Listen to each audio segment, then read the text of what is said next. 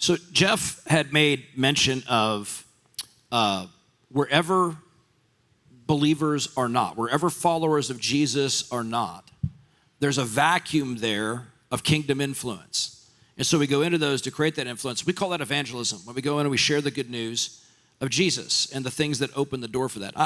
I'm curious, what ways have you seen evangelism in your business, either with customers, employees, or maybe both? And I want to start with Gary, if Gary's comfortable sharing, like we had our Christmas service and how he encouraged his employees to participate. You want to share a little bit about that? How you motivated them? Yeah, so maybe you think I bribed them. I don't know. If they're watching this, they're probably saying, definitely did, but they wanted that bribe. They're probably going, yeah, he bribed us. But what a great Christmas service. And a lot of those have never set foot inside any type of church or organization. And a lot of people have a preconceived idea of what church is. And it's not the right idea. It's just a bunch of people that love Jesus Christ, and we're trying to figure out our way through life. They view it, that's the way I perceive it. But anyhow, so I offered everybody at our dealership, I said, listen, you get one free day of vacation if you come to our Christmas service, and make sure you get your picture taken out front. So most of them took us up on it. How many employees? How many? I know I saw at least 40 employees. How many do you think came out here? I would say roughly half of them. I figured everybody for a free day vacation. How many employees do you have? We have about 80. So about 40 showed up. Okay, yeah, that's about right. half of them. Was that an expensive investment in evangelism? I got a lot of great feedback, and it was really neat to see how much they enjoyed something that they thought they're just going it to get the free day vacation. So it was really good. It was good feedback from everybody. One thing that we're doing as a management team right now is we have management meetings every Monday morning, and we're going through Jimmy's The What series. The What series, and we're watching that at the end of every one of our management meetings until we get through the series. So little things like that we can do. One of the things that is just so amazing is just the little words that you can insert into everyday talking with customers. And I was thinking about this, I said, at the end of the day, we probably get to interact with more non-Christians in the business world than most pastors do. Oh, for sure. And so what are those people seeing? Because we're a reflection of Christ. And so it's being able to just those key words like, man, what a blessed day, or, it's amazing how God did this or did that. And that opens up the conversation that you can have with a customer about your belief and why you believe in what you do. And it's those little things that do make a difference in the lives of both our customers and our employees. That's good. You guys have anything you want to share on that? I mean, it's a story like that, it's just an opportunity. My wife is the other half of my equation. She's involved in her own business, but yet we're work closely together in our different things. But she's a real estate agent, and she has a team, and on her team are non-believers, very obviously so. And so earlier in the year, she had hit a period of time where none of her offers were getting accepted. She was deal after deal, or offer after offer after offer rejected for her clients and stuff. And then deals she had put together started to fall through. And the whole team knew this, and she was discouraged. She was like, man, you got to start praying. It's like, all right, I can do that part. So I did. I just started praying and just started trying to partner with God. I believed in his desire to get behind this. And so, just that posture of I'm seated with Christ in heavenly places and just declaring, decreeing and all that stuff and just trying some stuff.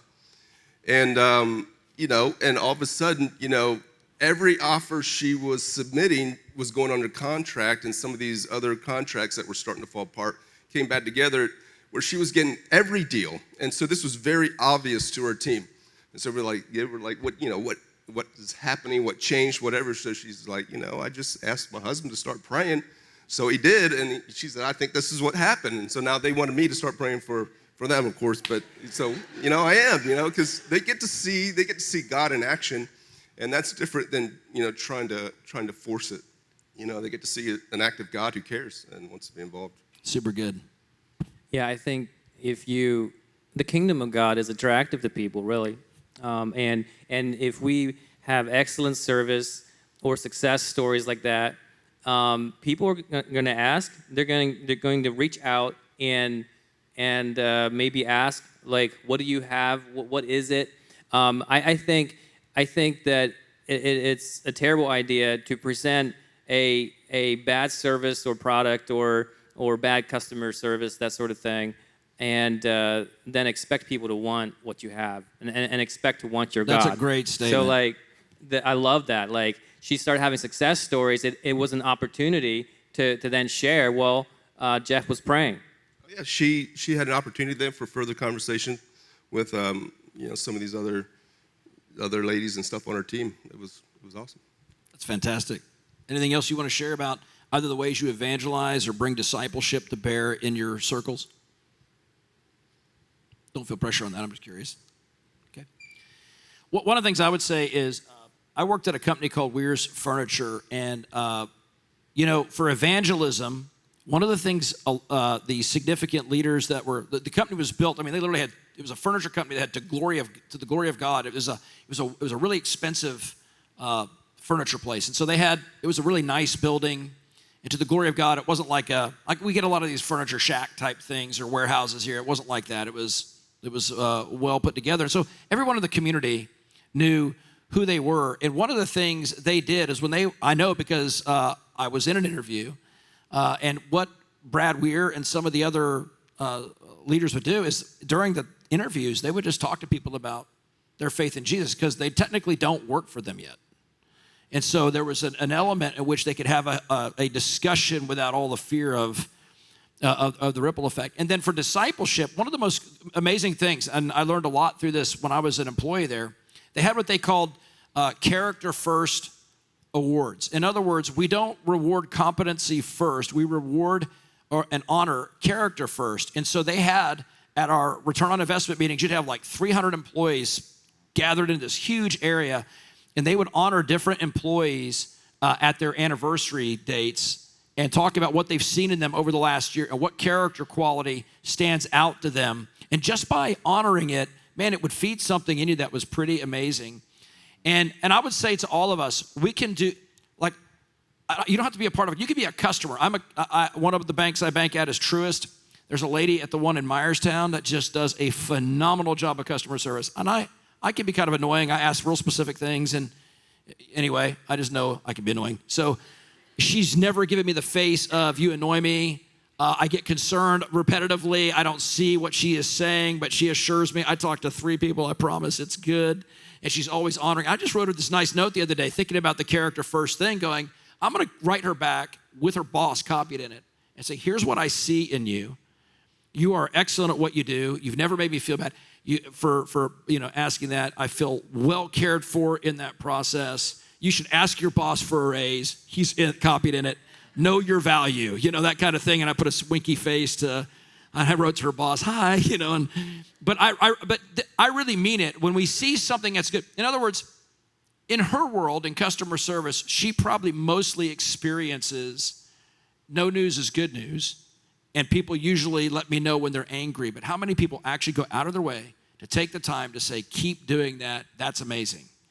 And you can do that with your employees. You can do that as a customer towards others when you get good service, those kind of things.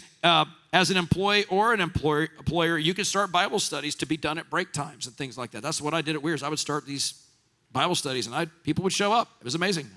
There are other people that are interested in learning about God, and especially as they see your life. And you can definitely start discussions about Jesus, if not Bible studies. I've literally been getting my hair cut. Again, I'm the customer on this end, and some lady goes on telling me about some tragic relationship with her boyfriend. And then she says, what do you think about that? And I just couldn't believe she opened the door for me like that. And I'm like, well, this is back when I had hair, by the way, in case you're wondering. She wasn't doing it with a razor, or I probably wouldn't have gone there. She said, what do you think about that? And I said, well, remember you asked me that question when I give you my answer. And I said, I wouldn't date anyone who didn't have their life surrendered to Jesus Christ. What reason do they have to not cheat on you, to not do all that stuff? They're going to live for themselves and not for the glory of God or the fear of God. And so, we had a phenomenal discussion. And of course, everybody around there is listening. So I'm not just talking to her. I'm talking to everybody. A whole room gets quiet. and listens to me preach to this one lady in a not a preachy way, just a conversational way. You could do those kind of things.